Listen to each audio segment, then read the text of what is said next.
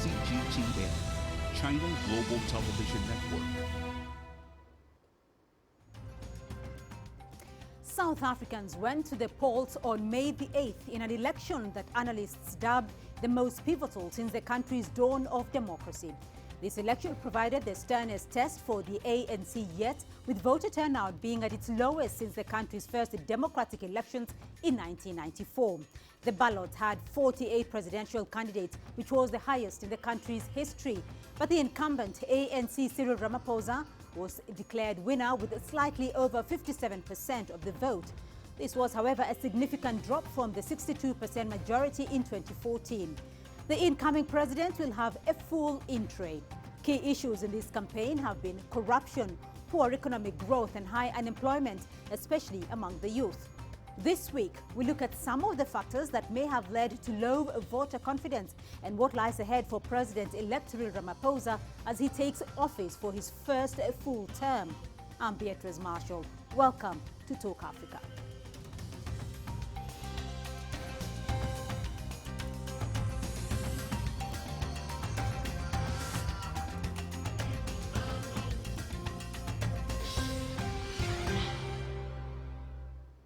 Now, these elections have largely been seen as an accurate reflection of voter feelings in South Africa. My colleague Liu Feifei is in South Africa. She spoke to Kate Bapela, the Independent Electoral Commission spokesperson, to get her thoughts on how successful the IEC feels the elections have been.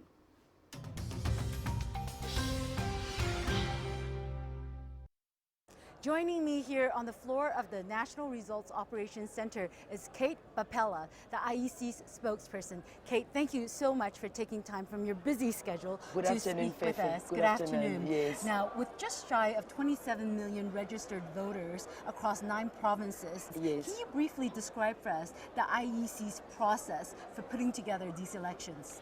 When we put together an elections of this magnitude with 48 political parties, we started the work 2 years ago, because after every election we do what you call legislative review.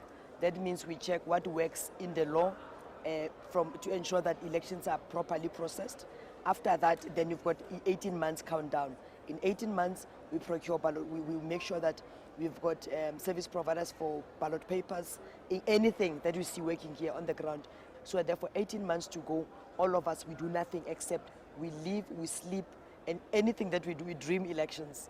The IEC's mandate is to ensure fair and transparent elections. Now, with just about 89% of the votes tallied and counted for, how would you rate your performance? To be modest, I'll pick it at about 95%. You've got that 5% of your ballot papers shifting of voters, we're chasing voters. There's also the problem of the indelible mark, and then also there was a problem of our zip machines, which are handheld machines where you scan the ID numbers of our voters. We had those ground challenges. I attribute that 5% to that one. But I do think the international community agrees with you that by and large these elections have been very successful and have taken place rather flawlessly.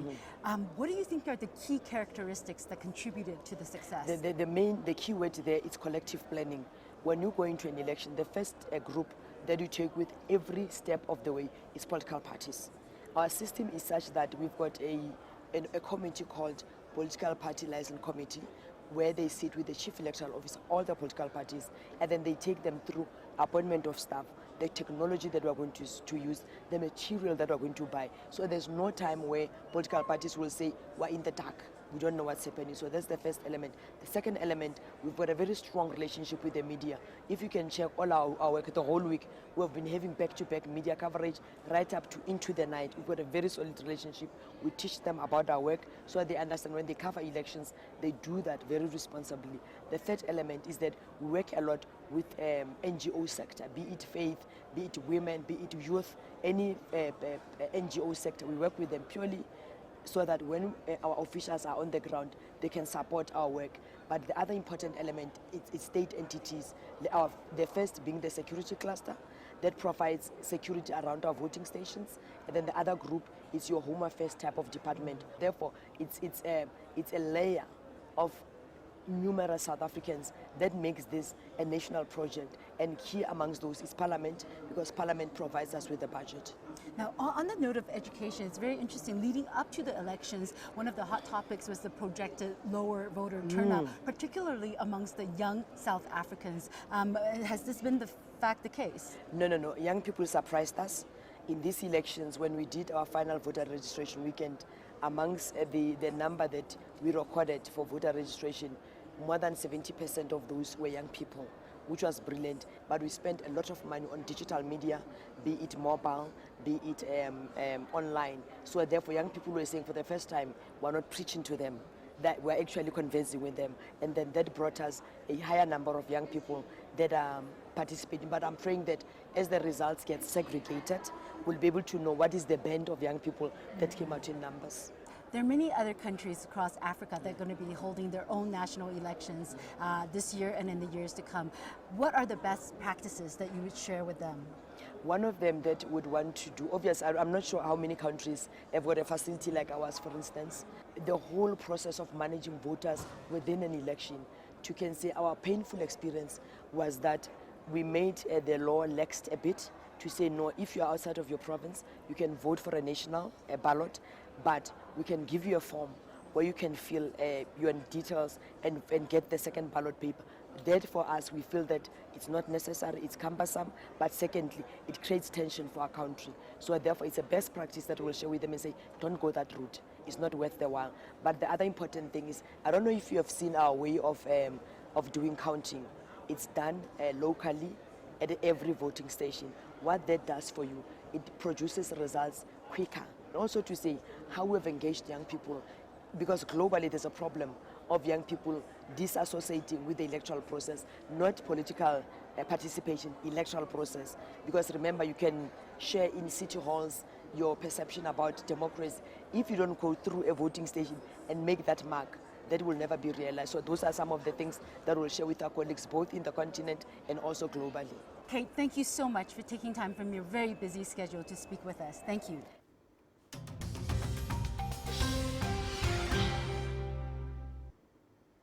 Well, joining me now to unpack the elections from South Africa is Dr. Emmanuel Matambo. He's a postdoctoral research fellow at the University of KwaZulu-Natal. And with me in studio, Ambassador Boaz Mbaya. He's an international relations expert and Kenya's former ambassador to France. Gentlemen, welcome to Talk Africa this evening. Dr. Matambo, let me start off with you because you're following this election in South Africa. It has just concluded, though. Of the three leading contending parties, the ruling ANC party has been in power since 1994, garnered just over 57% of the vote, the DA just over 20%, and the EFF just over 10%, according to results from the IEC. First, give us your overview of South Africa's election.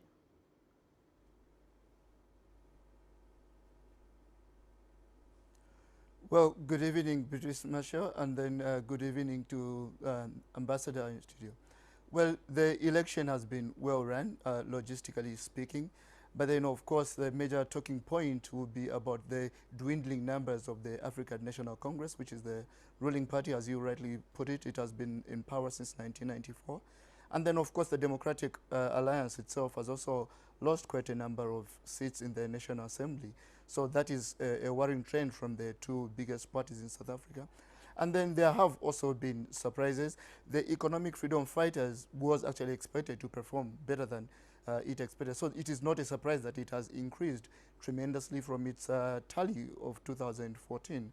Another talking point, of course, is the Freedom Front Plus, which is a party that is mainly aligned to the interests of the minority groups. Right. It has increased its number of seats in the National Assembly by more than 100%. So those are just some of the dynamics, and it has been an interesting election.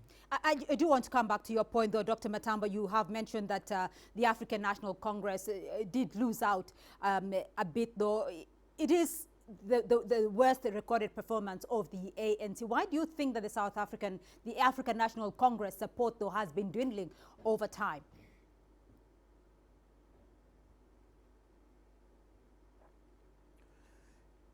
Mainly it is we can attribute the latest results to what has happened, especially in the last decade of the ANC's rule, especially if you look at the allegations of corruption. I mean, a lot of members, high-ranking members of the African National Congress have been embroiled in corruption. And then, of course, there has also been a growing number of first-time voters, because the first time that South Africa opened its election to everyone from all demographics was in 1994. But then since then, of course, that's 25 years ago, since then, of course, there has been a growing demographic of people who do not have any sentimental feeling towards the ANC's credentials as a party against apartheid. So those so-called born-frees in South African jargon look at politics from an issue-based perspective rather than from people who always try to claim that they were there fighting against apartheid. So the ANC has not been very successful in responding to the needs and the demands of those who are voting, especially those who were born after 1994. Right, Ambassador Mbaya, your thoughts on this though, because there are quite some different dynamics that have played out in this election in South Africa. Well, from what Doctoral is saying, it shows that ANC is going through what most independent political parties in Africa have gone through as well. And that means you get into a situation where you're fatigued. You've sung the song of independence for a very long time until everybody doesn't want to listen to that song anymore. They want bread on the table, they want employment sorted out, they want to live a better life in comparison with the rest of the world. So I think what South Africa is going through is a situation where it is now growing up from teenage to adulthood. And adulthood means South Africa must now tackle the problems head on without any fear. Right. Dr. Matambo, South Africans are rather fatigued with what's been happening in the country over the last few years. So what next, though? What is the sentiment coming out of those, especially the 6 million young people who did not bother to register to vote?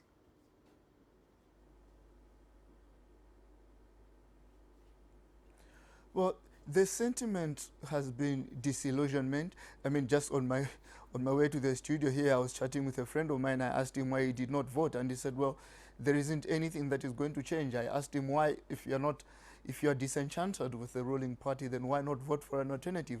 And he said, well, I have lost all hope in all political players, because it seems anyone who gets in the driver's seat will just take their election as their turn at the trough, so to say. So there is that kind of disenchantment from the young people. But that can be turned around, though, and the ball is now in the ruling party, the ANC, because the writing was on the wall from 2016 when it actually lost a lot, or when it lost some of the metros. I mean, Nelson Mandela Metro and other big metros in the country. So the writing was already on the wall that its fortunes were dwindling, and it is now up to Cyril Ramaphosa, who has been given a lifeline, however slender it might be, for him to turn around the party and then try to make sure that South Africans will believe in the party. But then that, of course, will have to manifest in how he's going, in the size of the cabinet that he is going to have and the people that he's going to have in that cabinet. Ambassador Mbaya, this is quite interesting, though, and rather different from what goes on across the continent, because in many African countries, liberation struggle parties and leaders, of course, leadership often stay in power for as long as it takes. This is a different scenario, though, emerging from South Africa. Well, it is a different scenario because of the constitutional dispensation in South Africa. They have quite a radical constitution, and I think it doesn't allow leaders to stay in power beyond certain limits, and they actually effect those changes. But I think significant for ANC is that there is a very huge split between Ramaphosa supporters and Jacob Zuma supporters. Just I think it was yesterday or this morning, the Secretary General tweeted to say the victory ANC has gained today can be attributed to Zuma, which is, I think, laughable in my view. But I think Ramaphosa has come in to fight the graft, to give hope to South Africans in terms of what the expectations would have been and should be at this particular time. Right. Dr. Matambo, just looking at the numbers, though, ANC at 230 total seats in the National Assembly, the DA at 84, the EFF at the DA at 84 and the EFF at 44, though. Has the ANC won enough of a majority, though, to redeem itself?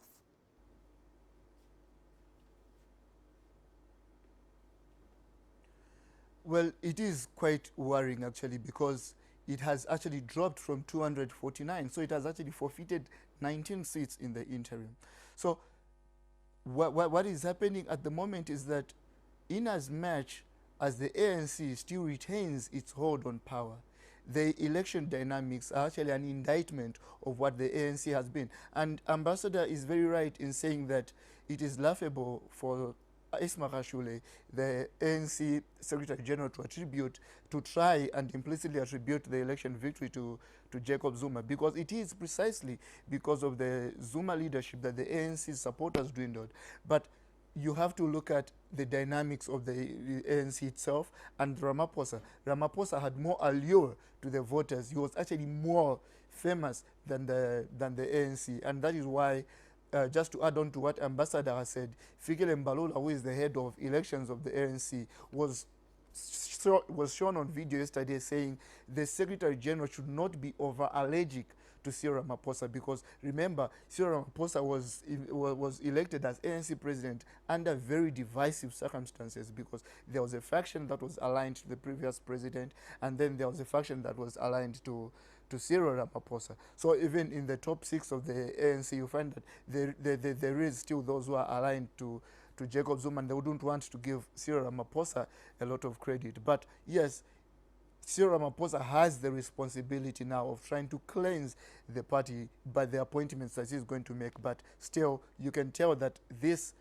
under the circumstances under which Cyril Ramaphosa came to the helm of the ANC, they have done reasonably well. Right, Dr. Matambo, Ambassador Boaz Mbaya, do stay with us. We'll be looking at that responsibility that awaits Cyril Ramaphosa as he takes up his first full term as South Africa's president. We are going to take a short break now, and when we come back, we'll have more on what lies ahead for South Africa's new president. Do stay with us.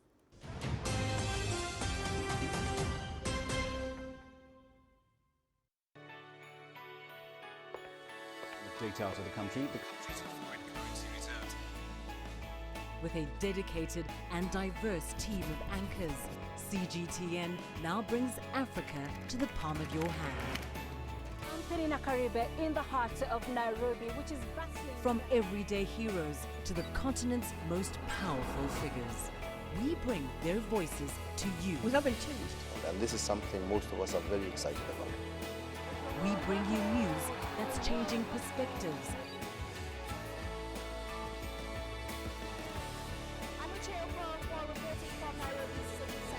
News that brings Africa to the world.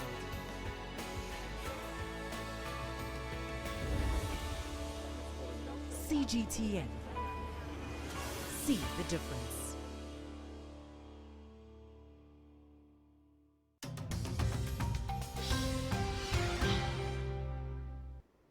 Welcome back to Talk Africa. We are discussing South Africa's elections, just concluded elections. Still with me from Johannesburg, Dr. Emmanuel Matambo, and in studio with me, Ambassador Boaz Mbaya. Before the break, we looked at the elections themselves. Let's now look at what exactly lies ahead for South Africa and for President Cyril Ramaphosa. Dr. Matambo, looking at the issues that dominated this election, what do you see as some of the issues that determined the outcome of the just-ended election?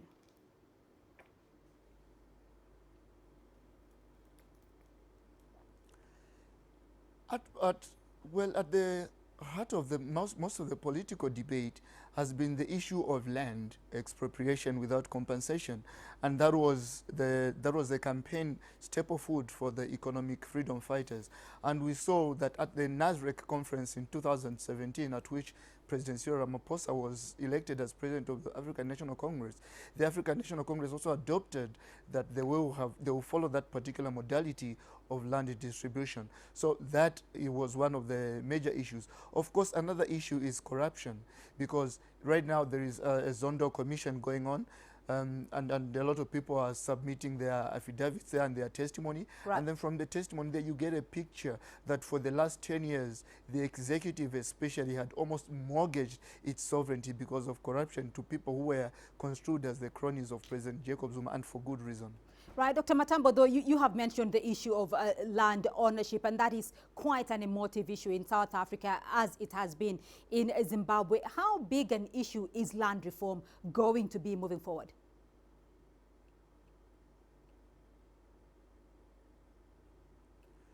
Well, it is actually encouraging for those who support land distribution, because the EFF has increased its number, of course, from 25 members of parliament. I think they now stand at 44. So, of course, you expect them to push that particular agenda. And the African National Congress, on the other hand, land being an emotive issue, and we've seen that they've kind of succumbed to the perspective that the EFF has taken. So you would expect that, of course, it will be a very central issue, but then it has to have foresight on those who want to implement land distribution without compensation, because how then are we going to make sure that we create especially a black populace that can work the land, so that we do not have the same ruinous implementation that played itself in Zimbabwe? Because you have to imagine that, you have to remember that in South Africa they have actually tried to distribute land, but then a lot of people in South Africa are more inclined, especially, to an urban life kind of lifestyle. So you have to make sure that those who want the land really intend to work the land, rather than just wanting it as an emotive issue, and then at a later stage they sell it back to those who are willing to work it. So those are some of the things that should be put in mind. It shouldn't just be an impetuous kind of implementation on both the part of the economic freedom fighters and the ruling African National Congress. Ambassador Mbaya, given the issues that dominated the election and that have been mentioned by Dr. Matambo, the issues of corruption, land redistribution, poverty and crime as well, what do you see as the pressing issues that President Ramaphosa will have to deal with? What will be his priority? What should be his priority? I don't know whether you can prioritize any. He has to prioritize all of them. The reason is, land is an emotive issue.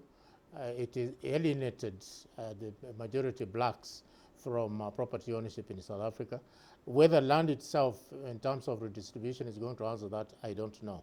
I think we need to look at how is the land going to be utilized to be an economic factor in terms of uplifting the well-being of South African people. Two, corruption is a very divisive issue, and I think it has led to a very serious mistrust between supporters of former President Zuma and supporters of Ramaphosa. He has to govern for everybody. He cannot afford to look at one side of ANC, and tackling corruption will mean South Africans will appreciate he's doing something that will affect the entire community in South Africa. And I think unemployment is a big issue for the youth particularly. And those free, they call them what? Born free South Africans who are not part of the apartheid struggle don't understand what Mandela means in terms of the struggle against apartheid. And I think they need to be given hope.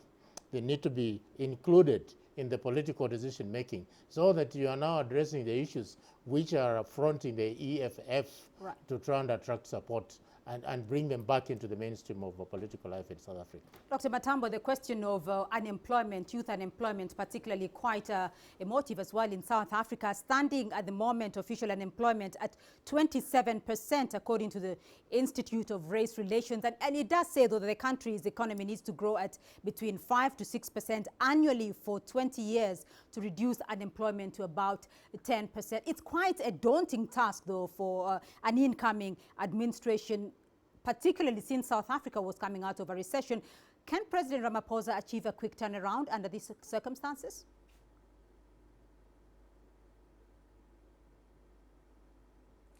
Well, the circumstances as they stand right now are not very auspicious for President Cyril Ramaphosa, because let us just look at the recent statistics, for example. The economy only grew by 1.3% in 2017. Last year it grew by 0.8%. This year they're predicting that it might grow by 1.3%, and then next year by 1.7%. So those are just the cheerless statistics, and that do not offer a lot of optimism.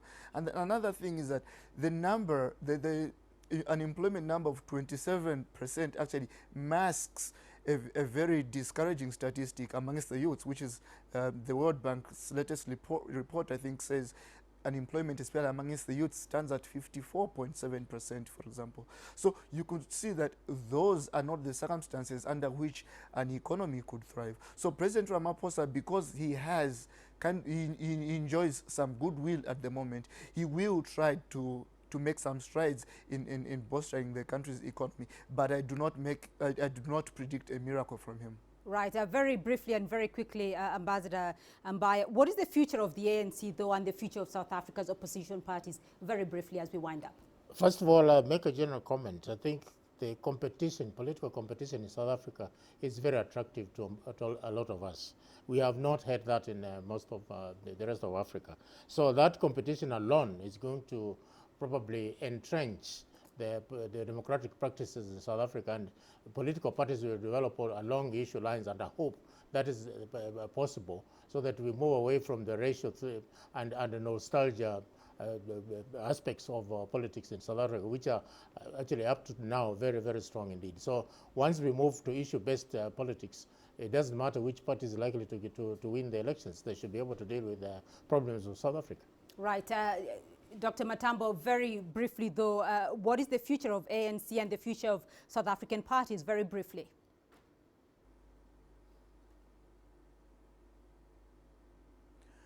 As Ambassador Mbaya has said, there is a very encouraging democratic ethos in South Africa. I mean, 48 political parties contested, they've just ended elections, so that is an encouraging dynamic.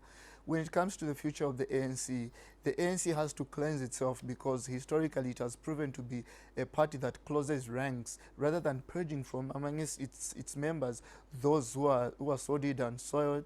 They tend to retain them. So the new dispensation now has been given another chance to try and make sure that they cleanse from within their ranks those who are tarnished because of corruption. And of course, the ANC has to realize the three most challenges. It has to surmount the three most challenges. The biggest challenge, which is unemployment, inequality, and poverty. If these do not seem to change, then the future will be very bleak for the ANC. And I mean, in Southern Africa here, the only liberation movement that seems to be doing very well is SWAPO from Namibia, that gained 87% in its last election. But the Botswana Democratic Party got only 46%. So the writing is on the wall in the ANC. It cannot last. It cannot rest on its laurels forever. It will be. We leave it there, gentlemen. Thank you very much for insightful information there on South Africa's just concluded election. And that's all we have time for this week. But thank you to my guests, Dr. Emmanuel Matambo, postdoctoral research fellow at the University of KwaZulu-Natal, and Ambassador Boaz Mbaya, international relations expert and Kenya's former ambassador to France. Remember, we'd love to hear your feedback through our social media handles on Facebook and Twitter. And you can also catch the show on our YouTube playlist. Do keep the conversation going and tune in again next week for more Talk Africa. From me, Beatrice Marshall, and the teams in Nairobi and Johannesburg. Goodbye.